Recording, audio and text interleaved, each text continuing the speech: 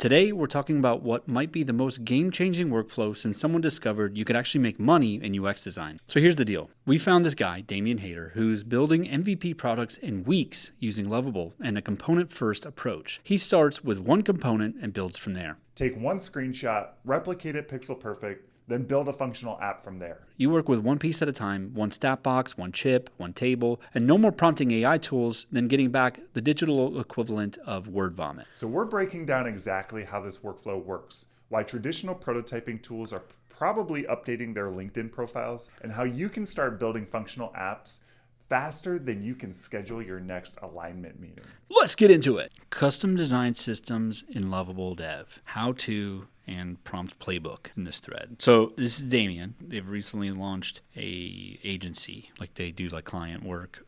All they do is use Lovable. Doesn't seem like any Figma stuff either. So yeah, so here's the list. So they don't prompt full pages. Design systems start with components. So start small, buttons, cards, modals, and then attach Figma screenshots of the components if you have them. So, okay, so it looks like they do design. They actually do a design. Okay. Design a component, use a screenshot to have Lovable make that. Using Tailwind CSS terminology, go prompt for more. Kind of piece them together into different component names and stuff. And now I'm on to 4, copy those styles and logic onto other pages. Yeah. So does that make sense? Like, so basically the idea is like you start with a one component, you can go build and you don't prompt for like hey, make me a dashboard. It's like, let's refine this component, make some more, but now use a different data set and have a different visualization. And then, now we got a whole page. Let's use those styles to go make like a table list or something like that on another page. You want to try that? Yeah. So you're in Lovable, I'm in Make. We can try the same approach. Do we have a card that we can use? We got to decide what we're going to make first. I know. I feel like this would go well for like a dashboard of some sort. Maybe like a to-do list where you collect birds or something? For like people with ADHD, maybe? I don't know. I just spitballing. We'll just do a brand agnostic design system using Tailwind CSS, and there's plenty of resources of what kind of those brand agnostic components look like. Tailwindui.com. Then we can build a component in Figma so that we have something to copy. I feel like this is a good starter component for a dashboard, right? I'm going into Make. Make this a pixel perfect replica component. No, make this a component that is a pixel perfect replica of the frame. I feel like make this a component sitting in an empty page, right? Because like we want to really focus on the system right now, right? Like so we don't want anything else to get generated. So I feel like we got to be explicit with that. So mine is make this frame a pixel perfect replica component sitting in an empty page. Use Tailwind CSS. I'm sending it. Good call not to use Tailwind though. Who's faster? Mine's done. Really? Oh, looks great. Damn, it is like pixel perfect. I don't see a difference.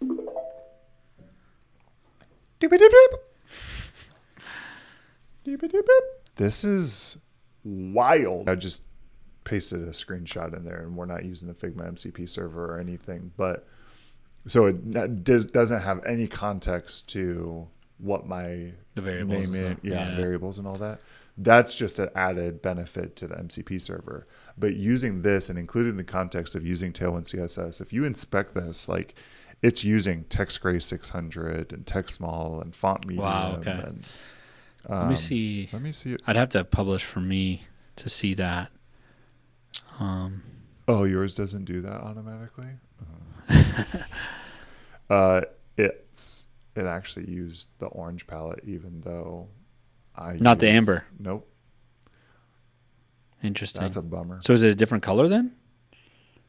This is orange. Feels more vibrant. Did you just drop a screenshot? Yeah, I got a screenshot of mine. This one's mine. My screenshot here. It's interesting that it made the change variable green anyways. Oh, did it? Yours is green? Yeah. Oh, here. Right there. Wow. Mine's not green. Yours feels more amber. It didn't actually wrap the view all in a button container. Mm-mm. Okay. That's funny that I knew the context to make that green. Can you paste one like with outside padding? Yeah. Like I want to see. Like, does yours I have cropped shadow or anything? Yeah, it does have shadow. So I just cropped mine here. Oh, okay, cool. So mine's more pixel perfect then. You put pixel perfect in the prompt? No. Did you? I did. Hot take. I don't know if this is a hot take. I don't feel like you should have to include something like that. Yeah. Like, I designed something, I'm developing something. I should expect to feed it this design and it match it pixel perfect without having to tell it to match it pixel perfect. But I mean, that's, and it's kind of funny because I feel like Figma more is that, right? It's like use this frame, it's got all the context, take all of it and use that. But here you might have just screenshotted somebody's app and been like, hey, make me a thing like this, Lovable inherently doesn't have that context built in. Can you try reprompting and saying, like, we'll actually make it more pixel perfect replica or something? This component in a blank page, making it pixel perfect. Yeah, here I'm gonna put it in the Figma file. That's the prompt I used. Spinning. I'm looking at your Tailwind components, and I'm gonna try to make a new box next to it, and I'm gonna see if it like updates the icon and how it places it and stuff like that. I'm going to prompt Lovable just to make me a design system. It's taking a lot longer to generate this time. Mine was done like 10 seconds. I used a different color. I didn't prompt for it not to, but... So my prompt was make this frame a pixel perfect replica component sitting in an empty page. Use Tailwind CSS, the same prompt that you used, and this is what it gave me. I have a dividing line, but I don't have the Stone 100 background on that CTA. I kind of like the layout better. I like these Stone 100 backgrounds. Even though you're putting the pixel perfect in. That's crazy. Why are you not listening, robot? I said listen to me. I want it pixel perfect. Okay, so this is basically my new version today of what I did many weeks / months ago on the design system documentation site. My prompt this time was set up a design system using Tailwind CSS. Don't create any screens, just a set of primitive and components to use. Include every color palette, spacing variable, and typography variables.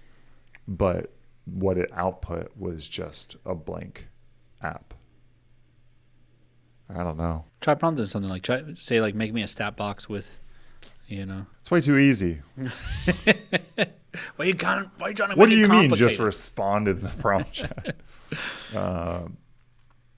Make me a stat box with a chip inside tracking like previous data or something. You know what I mean? Like, 'cause that's what those increases are, like the up arrow. Change indicator you all CTA.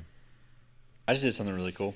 What'd you do? Well, so basically what I'm trying to do now is trying to like use those words like Damian said, use those words that are like trigger words to like try to formalize some of these things into like more system thinking for it. And so I basically said, hey, make the up arrow like the trackers. If you want to check out the Figma file, I said make those chips with like green 200 BG text and icon, or green 800, and it seems to have added it. Made them look like chips. As I prompted that, I just had a realization. Anytime you spin up a prototype in Lovable, and it might be the same for Figma Make too, if you go to code and follow the scaffold down, there is a source folder with a components folder with a UI folder with a list of components. Like I never prompted for it to generate any of these components,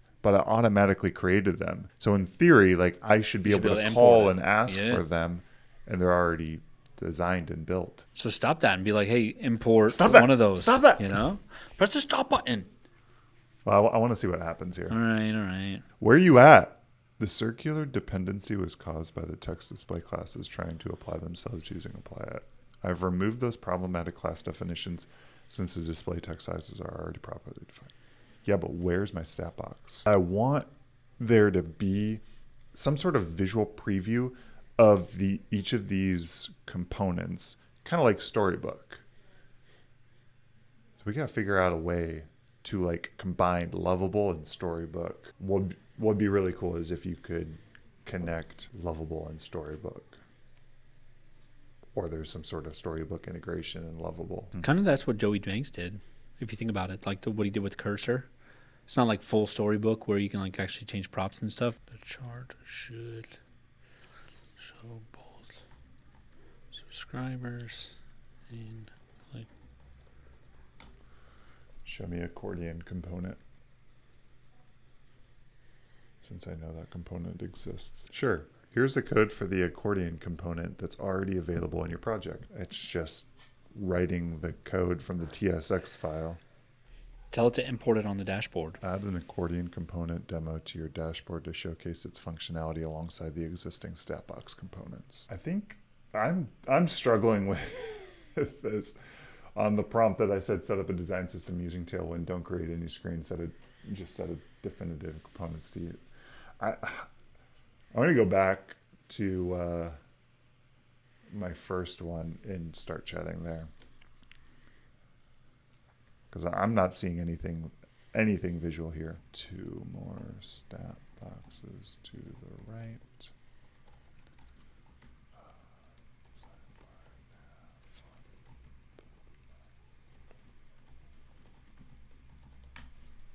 I just had it make a chart beneath it. Pretty good.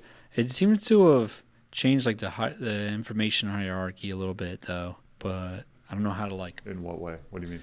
Well, just I don't know. I guess I would have done a little bit different. I guess I don't know. Should ask it to import a sidebar on the left side of the screen. Cool. Yep, I'll do that. I feel so much more in control than I ever have on one of these tools, though. Really? Like, like it just feels like who knows what the hell it's gonna spit out. Yep. And then like you got to judge it so much to be like, oh no, don't do that, don't do this. Use so much credits that way, but also just like time consuming. Like, you got to sit here and wait for 45 seconds, which is like we're having AI write code for us. Like, so it's kind of ridiculous that I'm annoyed about it, but it's like it's hard to work with, But this feels like I know exactly, like I'm building on it. You know what I mean? Rather than like just make something and I'll edit it. Give me a list of menu items on the sidebar. Home. Contacts. Oh yeah, because this kind of seems like it's turning into a email provider, right? Mm-hmm. Past campaigns. Jinx. Settings. Nope. You jinxed, bruh. No. I'll buy you a soda. 2 more stat boxes, revenue and orders cards. Oh, nice. You just asked for more stuff. So to add 2 more boxes to the right and a sidebar nav on the left side of the screen, and it added this. That's cool. It's interactive. Oh, users. So now that I've asked to add a sidebar, does that mean that component? Oh, interesting. So any custom components gets added in the components folder, but any like stock or default components are in this UI folder. Is that from the system you made or no? No. Oh, this is a different one. Yeah. So every Lovable prototype will always have a UI folder with a list of components that it will eventually use and reference. But if it's a custom component that doesn't exist in that library, then it just adds it to the top. So app sidebar, orders card, revenue card, and subscriber card. It's hard to tell if this is using Tailwind coloring system, but it feels like it's kind of just picking colors at random. Background green 500. Yeah. It used the... How you coming over there? Good. I know I can respond in the chat to like make this sidebar a white background instead of the like 50 or 100 that it's using. But I wanted to like go into the code and find out how to do that. usually with like in React, from what I can recall, there should be like a folder with the TSX file that's the React component, but then I thought there's usually like a CSS file for that specific component, but I don't see that. Might be inline, depends on how they do it, but like might be inline how they do it. Like up in the top of the file, and then they render the class names or use the class names in the render. This is super cool, dude. Check it out. There it is. I just had it prompted for a campaign table down below with some stats on each and then the ability to view it. Yeah, it just made this dashboard. Very cool. Like 20 minutes, 30 minutes. Could you have gotten there quicker if you had prompted to be more specific? Well, that's what I've been struggling with. And I think right now is what I'm going to go try is to try to like, now that I've got a thing and they're all kind of using a similar system, I could call out specific parts of it to say, yo, I don't like this about it, fix it, or make a different style.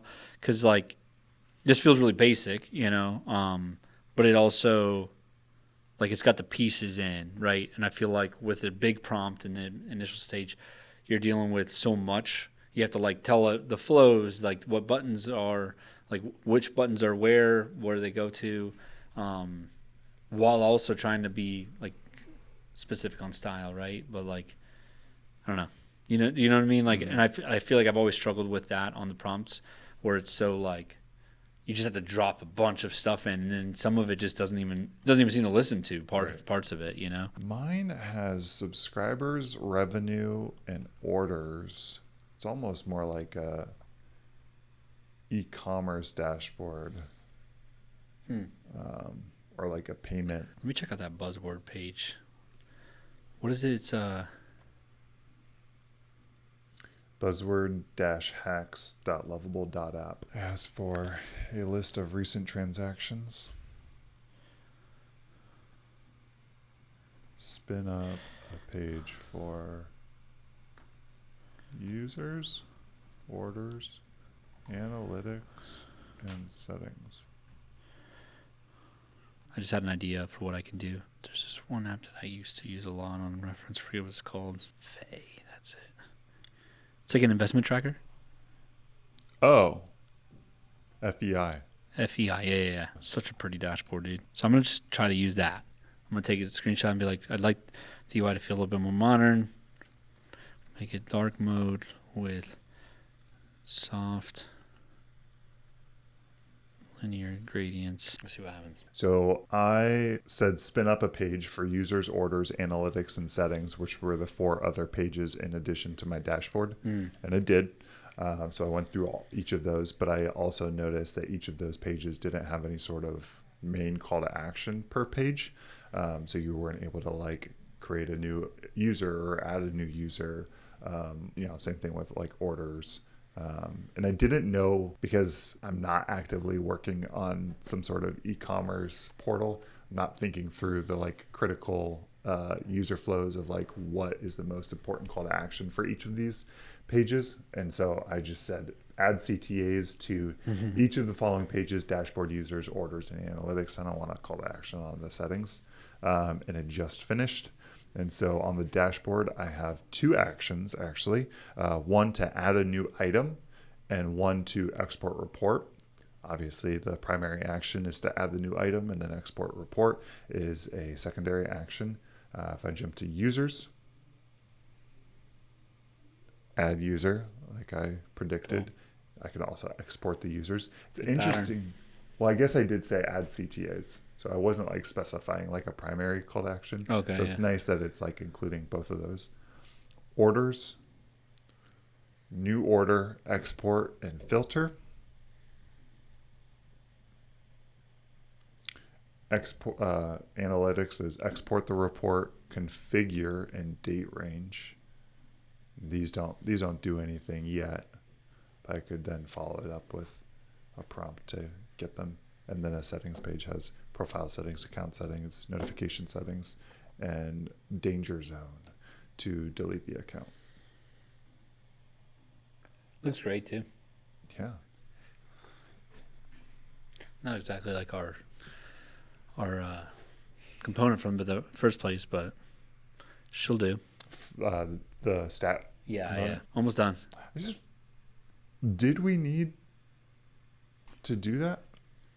Like design the stat box, design the component to begin with? Like these tools are like intelligent enough to know what a stat box looks like. Yeah. If you prompt it and specify what you want to include on it, it will create you something similar. I think you're right. Like we don't need to. I don't think it did really anything. Even for me, it kind of did. It set some really clear tones and patterns that I could then go replicate. But that's the real value here on this workflow, is that you start small, refine as much as you need, and then add a new thing, refine those as you need, add a new thing, refine those. And like, I think that is the huge unlock here that I'm seeing. Wow, it took Faye's screenshot, did a pretty good job. Added like a lot of blue to it, so it feels a little like it's trying too hard. Did you do this in the same chat? Yeah. And for some reason, it kept this weird. pixel perfect or what. I don't know if it's because of the pixel just, perfect. Refine so much on that one specific component that it is overriding and assuming that Maybe. you want to leave it as is. But what was your prompt? Your I- most recent prompt? I gave it a screenshot of Faye. Yeah. And I said I'd like it to feel more modern, make it dark mode with soft linear gradients coming from the top left of the cards, which it did. Definitely did. I think it's like, I would refine this some more if I was like really working on it, but I think that's like the real unlock here though, is you're right, we didn't need to do a screenshot at all. And in fact, like we might have even let it be a little bit more, like ultimately that stat box, what did it have? It had an icon, text, and then a button on the bottom, but even then it didn't really look like a button. So maybe if we said make a stat box, it would have added more dynamic like chips and like different elements that we could build on. Right. So like that might be the bigger thing, is don't go design something. Think of a thing that like has a lot of different UI elements inside of a tight space. And then from there you refine that and then build on that with other components or cards next to it, you know? I just came to the UI folder to see if there even was some sort of like stock stat box. And it doesn't look like there is. Okay. I'm trying to think if there's some other naming convention that I would have used. But while you were doing yours, I followed it up with, so we got all of the CTAs on all of the pages, but those CTAs weren't functional. Nothing happened when you clicked them. And so I followed it up and said, cool. Create flows for each of the CTAs on each page. That was it. No specific like interaction, whether it should open a modal or what an export report flow would look like. So we're on dashboard. If I add a new item, it opens a modal. I can add item name, category, price, and description. So let's go ahead and do that. Test. It's a service, sure. Price, $100. This is a description, and add the item. I get a toast notification saying success, item added successfully. But where did I just add that item to? Because it's not a transaction. Add a list of items to the... Or sidebar. I need to add a inventory or something. Item for inventory where the items from.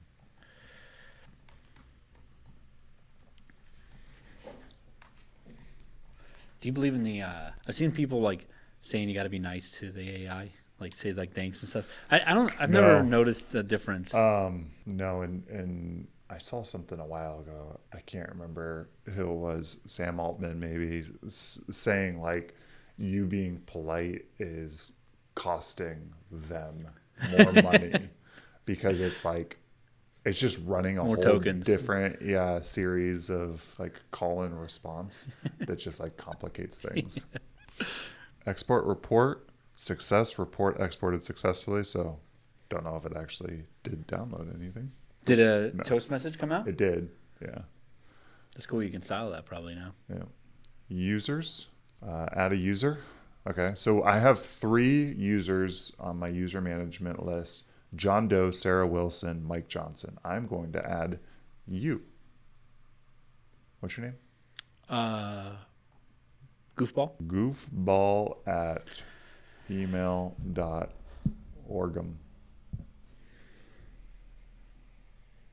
Success user added successfully, but see there him. was not added. Export users.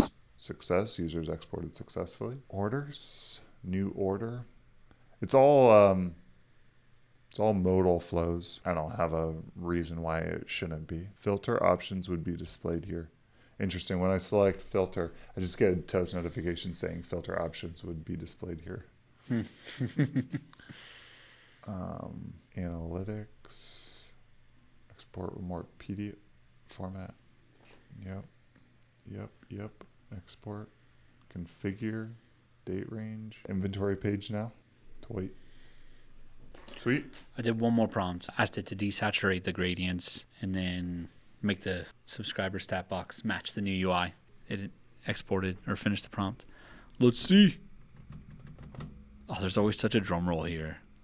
They leave you with the old version for a while as it compiles or something. I don't even know. It didn't desaturate the gradients much. It's a little more subtle, I think, but it's all right. Cool. The oh wow, look at that. I also asked it to add contacts, campaigns, and settings. It's weird that it made these new stats, but those, do they match? Yeah, they kind of do. It's just different. Like this is bold or medium maybe, and this is light, it's smaller. It's weird that they would use stat boxes but not build with the same styles and components.